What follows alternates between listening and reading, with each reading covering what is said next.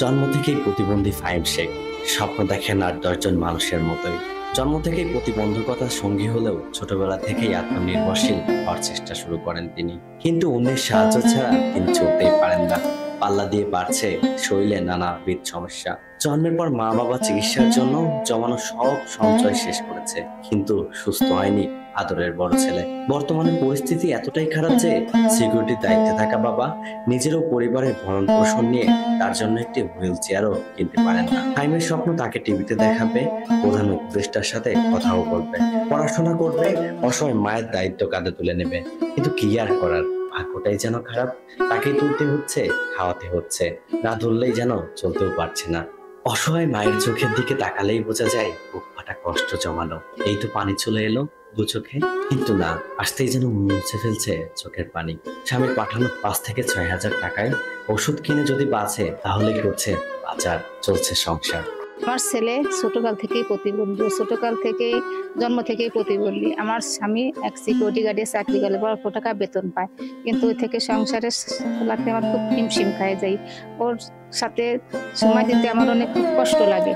আমার ছেলে 2 ছেলে, আমার বড় ছেলে আর হলো ছোট ছেলেটা ভালো। আর সরকার থেকে আমাদের কোনো অনুদান পাইনি, শুধু প্রতিবন্ধী ভাতা থেকেই ভাতাই পাই। তাছাড়া টিসিবির মালগুলি দেয়, চাউল ডাল চিনি এসব আমার ছেলে দেয় না।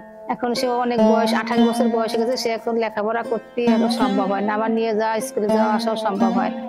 এখন একটা দোকান করা যদি যাইতো, আমার ছেলে চায় একটা দোকান করতে, যদি কেউ সরকার থেকে কিছু অনুদান দিত বা সাহায্য করতো তাহলে হয়তো দোকান করে দিতাম, বসে বসে দোকান করে খাইতো। আর তাছাড়া আমার ছেলেটা হঠাৎ মানে কি 2-3 বার করে স্ট্রোক করেছে। ওর প্রতিদিন 138 টাকার ওষুধ লাগে। ওর আব্বু যে অল্প চাকরি করে, অল্প টাকা বেতনে চাকরি করে, সেই হিসেবে আমার সংসারে চালাতে খুব হিমশিম খাইয়ে যায়। মানুষ করতে খুবই কষ্ট লাগছে। তারপরে দুধ দোকান খাওয়ানো, তারপরে সব ক্লিয়ার কষ্ট করা লাগতেছে মানুষ করে। জন্মসূত্রেই প্রতিবন্ধী, বাবার টাকা পয়সা খুবই কম, সংসার চালাতে খুব কষ্ট হয়। তা এক্ষেত্রে যদি আপনারা কেউ যদি ওর সহযোগিতা করেন তাহলে ওরাও দোয়া করতো এবং ওদের জন্য ভালো হতো। আমরা যখন স্কুলে পড়ালেখা করতাম, উনিও আমাদের সাথে শখের বসে স্কুলে যেতেন। ওনারও ইচ্ছা করতো পড়ালেখা করতে, ওনাকে আমরা মাঝে মধ্যে স্কুলে ঠেলে নিয়ে যেতাম।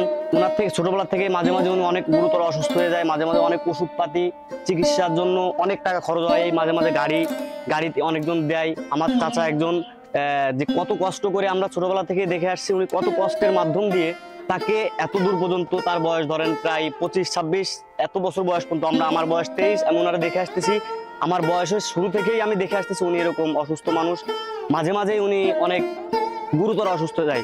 তার একটা শখ ছিল জীবনে, হয়তো সে যদি এখানে একটা দোকান করতে পারতো, তার জন্য হয়তো দেখা গেল সে একটু স্বাবলম্বী। আসলে তারও তো জীবন চলা লাগে, না পারবে মানুষের কাছে হাত পাততে, না পারবে মানুষের কাছে যাইতে।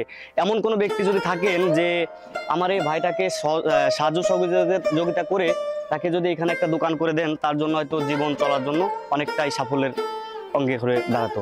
আমি একটি প্রতিবন্ধী, আমি জন্ম থেকে প্রতিবন্ধী। মাননীয় উপদেষ্টা, আপনাকে একটি অনুরোধ, আমার একটি দোকান করে দিতে ভালো হয়। আমি কি করে খাবো? আমি জন্ম থেকে প্রতিবন্ধী। আমি সরকার থেকে কিছু সাহায্য সহযোগিতা চাই। আমার তেমনের ইচ্ছা। আমি টিভিতে কত প্রতিবন্ধীদের দেখি, কত প্রতিবন্ধীরা কত কিছু সহযোগিতা পায় এবং আমি কিছু পাই না। মাননীয় উপদেষ্টা আমাকে কিছু দিয়ে সহযোগিতা করুন। কত প্রতিবন্ধীরা টিভিতে দেখি, কত অনুষ্ঠানে অংশ নেয়। আমার একটা মনের আশা, আমি প্রতিবন্ধীদের সাথে অংশ নিতে চাই। আসসালামু আলাইকুম।